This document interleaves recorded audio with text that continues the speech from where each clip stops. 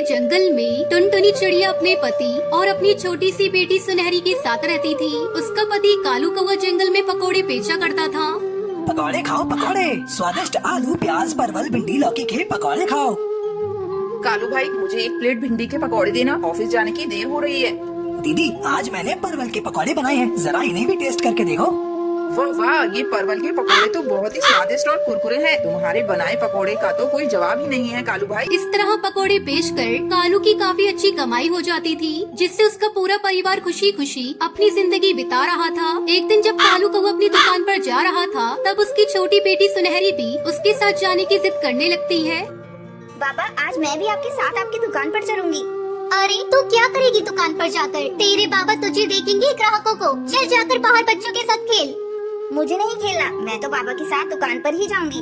कोई बात नहीं टुनटुनी, मैं इसे लेकर दुकान पर जा रहा हूँ। थोड़ी देर बाद तुम आकर इसे घर ले जाना।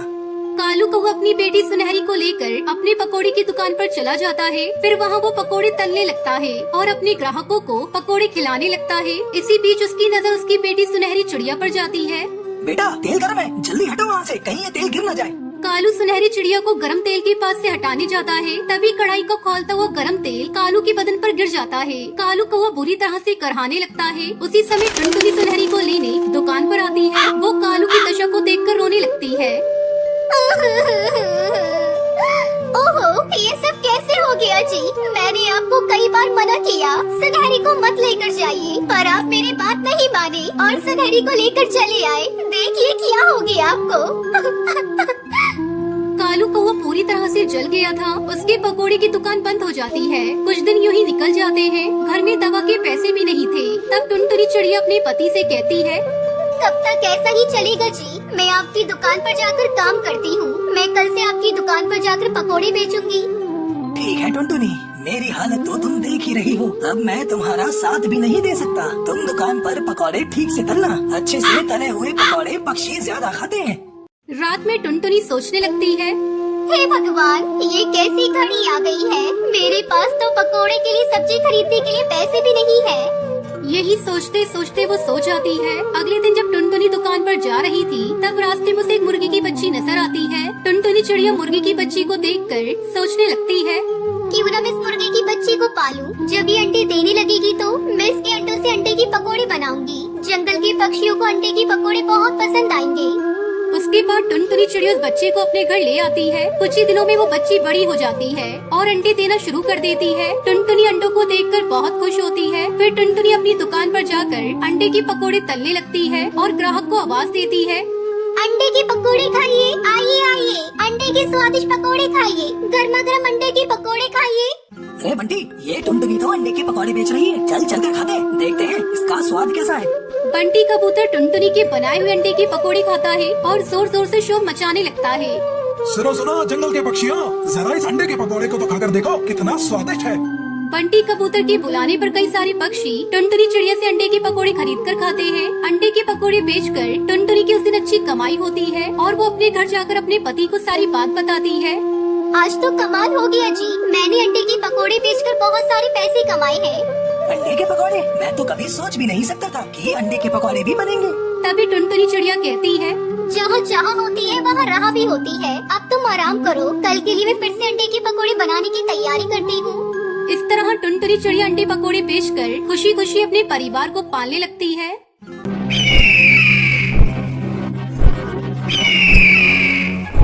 बहुत समय पहले की बात है। एक जंगल में खूबसूरत हरा भरा एक विशाल बरगद का पेड़ था। उसी पेड़ पर बहुत सारे पक्षियों ने अपने घोंसले बना रखे थे। उसी जंगल में एक बड़ा सा महल था, जहाँ पर राजा तोताराम ने अपनी छोटी सी सल्तनत उस महल में बसाई हुई थी। उसी बरगद के पेड़ पर एक कालू नाम का कौवा रहता था। वो हमेशा दुखी रहता था और सोचता रहता था, इस पेड़ पर सारे चिड़ियाओं के घर कितने अच्छे अच्छे हैं और सबके पास कितना धन भी है। बस मैं ही अकेला इस पेड़ पर गरीब कौवा हूँ। मुझे अपने आप को धनी बनाने के लिए कुछ काम करना होगा। तभी बंटी कबूतर कालू कौवे के पास आता है और कहता है, अरे कालू भाई, क्या कर रहे हो? अरे क्या बताएं भाई, इस गरीबी से बड़ा ही परेशान हो गया हूँ। अरे तुम्हारे पास इन सारे पक्षियों में सबसे धनी पक्षी बनने का मौका है। अरे कैसे बन सकता हूँ मैं इन पक्षियों से सबसे ज्यादा धनी? अरे जो सामने वाले राजा तोताराम की सल्तनत है ना, वही राजा तोताराम अपने दरबार में कौओं को नौकरी पर रखना चाहते हैं। जो कौआ अपनी कलाकारी से तोताराम राजा को प्रभावित करेगा, उस कौए को सल्तनत में नौकरी मिल जाएगी और फिर उसके तो बल्ले ही बल्ले हो जाएंगे। अरे ये तो बहुत ही सुनहरा मौका है मेरे लिए। उस राजा तोताराम के दरबार में न जाने कितने सोने के हीरे जवाहरात पड़े हैं। अगर मुझे वहाँ काम करने का अवसर मिल गया तो मैं वो सारी चीजें धीरे धीरे चोरी करके इस संसार का सबसे धनी पक्षी बन जाऊंगा।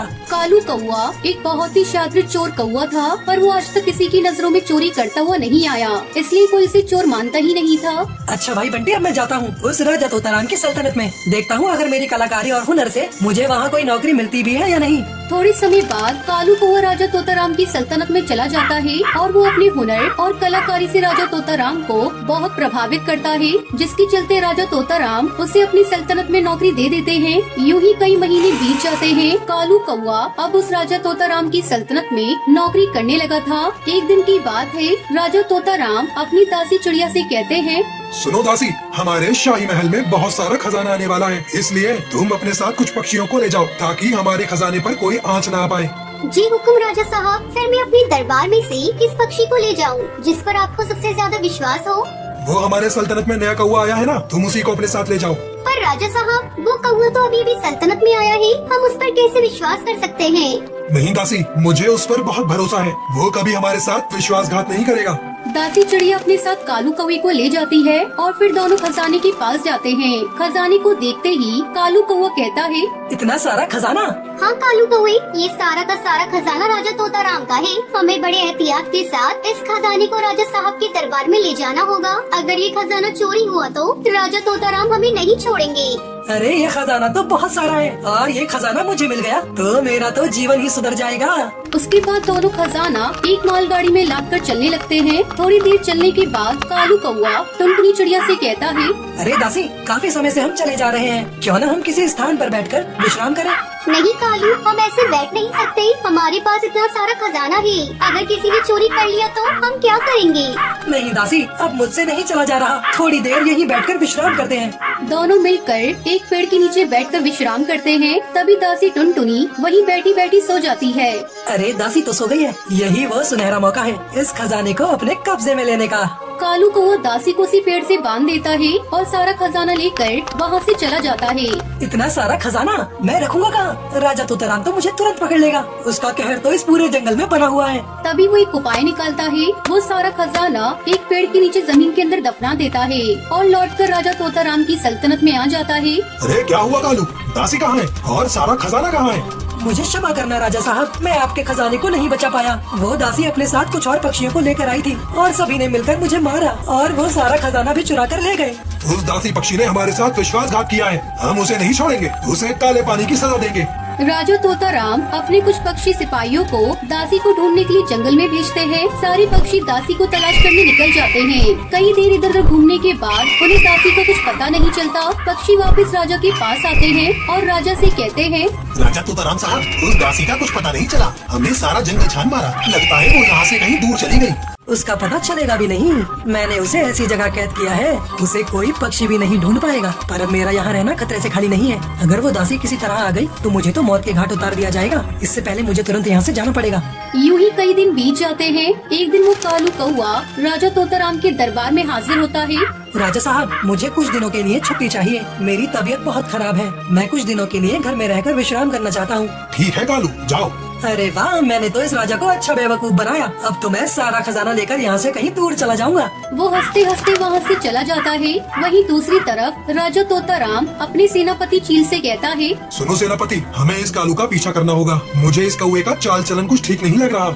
राजा तोताराम अपने सिपाहियों के साथ उस कालू कौवे का पीछा करता है। कालू कौवा उसी जगह जाता है जहाँ उसने सारा खजाना जमीन में दफनाया था। राजा तोताराम भी उसी के पीछे पीछे छुपकर जाते हैं। कालू कौवा जमीन से सारा खजाना बाहर निकालता है। तभी राजा तोताराम अपने साथियों के साथ उसे रंगे हाथों पकड़ लेते हैं। मैंने तुम पर सबसे ज्यादा भरोसा किया था और तुम ही ने मेरे भरोसे का अपमान किया है। मैं तुझे कभी माफ नहीं करूँगा। सिपाहियों, इसको फांसी पे चढ़ा दो। राजा तोताराम उसे फांसी की सजा दे देते हैं। राजा साहब मुझे क्षमा कर दीजिए, मैंने बहुत बड़ा पाप किया है। मैं दोबारा ऐसी गलती नहीं करूँगा। राजा साहब, पैसों के लालच में मैं आ गया था और अपने आप को सबसे ज्यादा धनी बनाने के लिए मैंने पाप किया है। मुझे क्षमा कर दीजिए राजा साहब। कालू रोते रोते मिन्नतें करने लगता है। तूने जो पाप किया है उसकी सजा तुम्हें जरूर मिलेगी, ताकि दोबारा हमारे दरबार में कोई ऐसी गलती न करे और कोई गलती करने से पहले 100 बार सोचे। इस तरह कालू कौवे को फांसी की सजा हो गई और राजा तोताराम को अपना खजाना वापस मिल गया। चोर चाहे कितना भी शातिर क्यों न हो, वो हमेशा पकड़ा ही जाता है। इस कहानी से हमें शिक्षा मिलती है कि चोरी करना सबसे बड़ा पाप है और जितना हमारे पास है उसी में खुश रहना चाहिए। दूसरे का धन देखकर हमें लालच नहीं करना चाहिए।